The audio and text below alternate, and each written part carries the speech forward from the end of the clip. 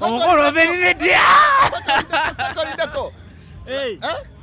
Otadeko ne bena ya Uganda ebibuzo nebikulema Jaggezaako baba kasabi bagabya struggle baba tujja kutunka ngali akasendo oli steady naye nkakasa nti obubuzo bwogenda okumbuuza ansa gyenzizemu yentuufu obubuzo oto omusomesa nti ansa gyompanfu gwe tofaayo zabise wambadde ebibuuzo asajja baga kutwala sene zange naye kale ekyo kiyise tuli mu Dubai His Excellency Robert Sentamu Kyagulanyi in the place, in the building, sawa yona ajja. Naye before nga tunama kumaniriza. Ndine bananchuka waneno. Njagala bakole ku sente. Okitegeera. Ino buzo bange buli simple. Njagala abuddamu buzo butano, kasaka ita nenga amanya. Amanya bampita Rovin Media oba Rovin Events osobola okunsanga ku YouTube. Buli muntu yera kasitononya Rovin Media oba Rovin Events oba ogenda kunfuna. Rovin Media oviridde wa California. Nze ndi mu Dubai wano wenkolera emirimu gyange. Kintu kyonna kiggwera wano. Okay. Oli steady tutandike ebibuuzo. Ndi steady. Kale, ngena ne Rovin Media. Otadeko ne bena ya Uganda ebibuuzo nebikulema Jaggezaako baba kasabi bagabya struggle baba tujja kutunka. Kale katugende. Ekibuuzo ekisooka ngena kubuuza nti omukulu Secretary General owa NUP bamuyitani babiyisa David Louis Lubongoya. Mr. Louis Lubongoya. Okakasa. Yes. Juzi balonze waneno tebamukyusiza. Tebannamukyusa General Secretary Sebo owa NUP. Bamuyita Louis Lubongoya. Ndozola ebibuzo byangu. Nja kutunka nabyo. Kale ekibuzo ekiddako. Wawulira ekigambo njagawulira ekigambo kineno okimalireyo mufuulu. Ekigambo kye bagamba nti LOP kigwayo kitya? LOP, Leader of Opposition.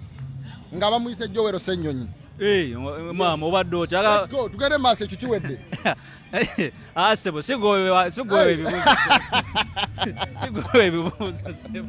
Nkiyisa bakigudde. Okiyise sebo. Ale yagana kulinnyira ddala ojja kutya nze kugambye kasita kiwaga kikwatagana ku nkyukakyuka. Tujja kutoloba. Gwe wagende. Naye kale ebibuuzo bibiri byonna yakabitta. Tugenda ku kyokusatu. Ekibuuzo ekyokusatu. Njagala owulire statement eno wogiwulira. Otegeera ki? Statement egamba nti fight hard. Wogiwulira ki kyotegeera mu ekyo era kasita mpulira ekigambo fight hard ekisooka okunzigira mu bwongo kijira omubaka eyakatuva ku maaso abadde akikirira kawempe either north oba south. I'm not 100% sure. Ojja kuwa penalty naye nga kasita nkiwulira bwenti ekinzigira mu kasita nkiwulira bwenti ekinzigira mu bwongo ye mwami Seggirinya Muhammad eyakafa era ng'ekigambo ekyo kyatongozebwa oluvannyuma lwe yafa ng'ayagala okutegeeza audience oba abawagizi be oba abafolowa be oba abannankyukakyuka bonna nti bw'aba amaze okufa ye tagenda kufa era temumugamba nti rest in peace wabula mumugambe nti die hard. Essaawa zino Seggirinya ali naffe wano ali mu nkyukakyuka. Omukulu Rovin Sebo. Let's go. Okay, kale. Omukyala gwe bayita Juliana Kanyomo kino kibuzo kyakuna. Omukyala gwe bayita Juliana Kanyomozi omumanyi? Mumanyi nyabo Sebo. Onasonyiwa. Mumanyi bulungi. Okay. Juliana Kanyomozi tulabanga yayanjula omukulembeze His Excellency Robert Kyagulanyi. Yamwanjula ddi? Yamwanjula? Yes Sebo. Juliana Kanyomozi tayanjulangako Robert Kyagulanyi Sentamu atya. Okwanjula kitegeeza okukyaza mu bakadde b'omukyala. Ekyo kyennyini kyonnyonnyodde kye ŋŋamba yamwanjula ddi? Ŋŋamba nti nno Juliana Kanyomozi yayanjula ogambye Robert Kyagulanyi Sentamu. Yes Sebo. Tekibangawokko. Okakasa. Era sikisuubira nti kiyinza okubaawo kubanga Robert Kyagulanyi Sentamu mufumbo wa mpeta n'omukyala anti Kyagulanyi. Before okuwasa Babi Itungo. Yasoka kwanjula. Okwo si kwanjula. Juliana Kanyomozi ekibagatta ne Bobi Wine kiri kimu. Nti Bobi Wine ya introducinga Juliana Kanyomozi mu music industry ya Uganda n'oluyimba lwe bayita mama w'abaana yaani. ekyo kyemmanyi naye wekikwatagana ku kwanjula okwanjula ekigambo kwanjula kitegeeza kigwa mu section ya bufumbo okitegeera kale atofaayo kibuuzo okisse ye answer gye mbadde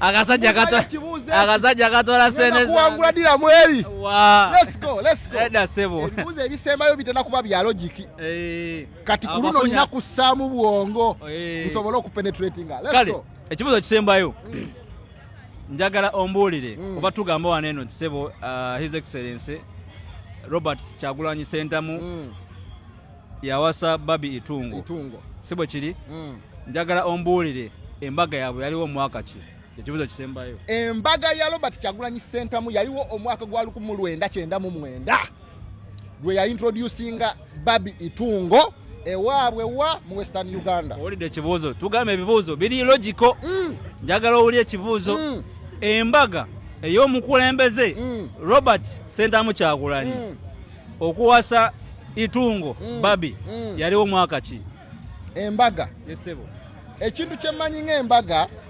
kitegeeza okugenda mu church ne bagatta yesebo omukyala hakati ekibuuzo kibuuza Itungo celebratinga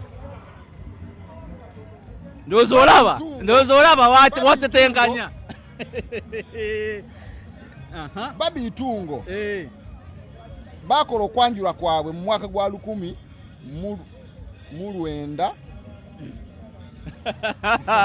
omukulu obeeredya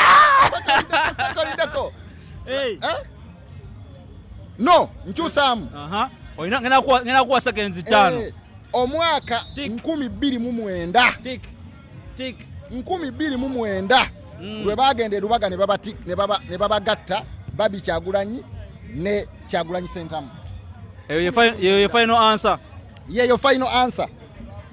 Omukulu wa media nkweyanziza nnyo kati otwale sente zange naye tenafuna zitwala sente zitutte tonabazitwala 2009 obadde close nno 2009 kati wasoose kutagalya simamu 99 simamu emyaka 20 kumpi 25 mingi naye nga nzijukira kuliko 9 2009 embaga 2011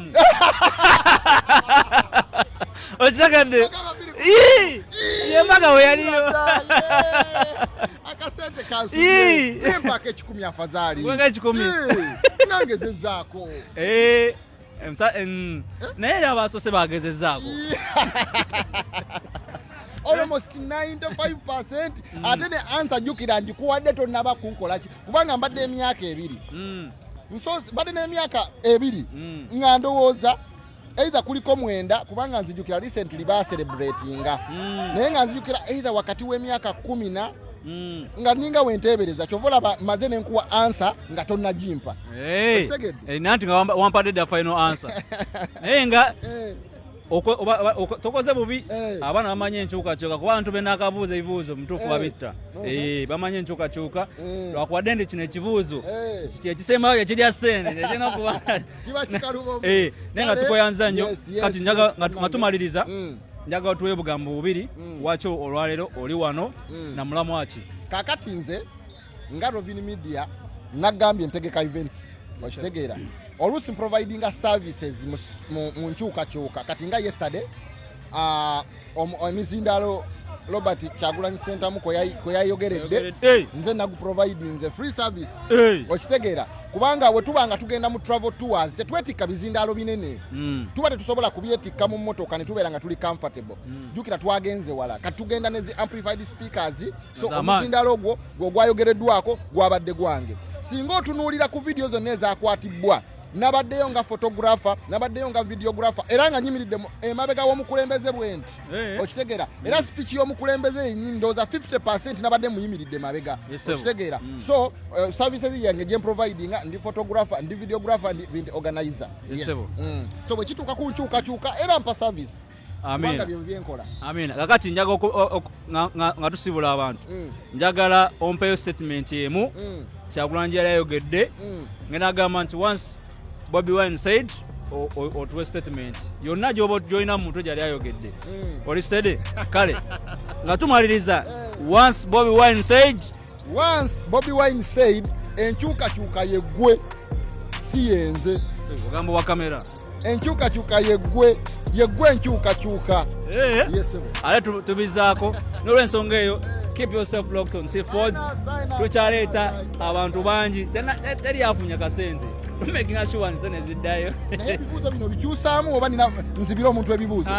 Ekyo kyaffe bijja kukyukamu bikyukakyukamu naye nga tukuyanza nnyo Robin Media. Blessing. Until next time, stay tuned. We are out of here.